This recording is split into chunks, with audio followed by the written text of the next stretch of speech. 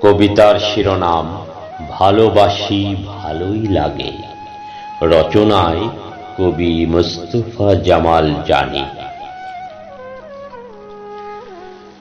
যদি মনের দামে মন চাই, সব ফেলে ফিরে তাকাই।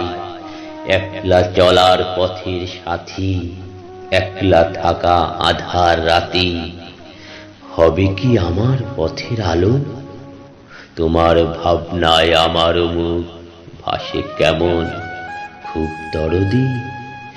একলা আমি চেয়ে আছি তোমার দ্বিখোল চোখের নদী। হাওয়ার সাথে কতই কথা বলে বেড়ায় মনের মতো। আমার যত চাওয়া পাওয়া, তোমার অবুঝ মনটা পাওয়া।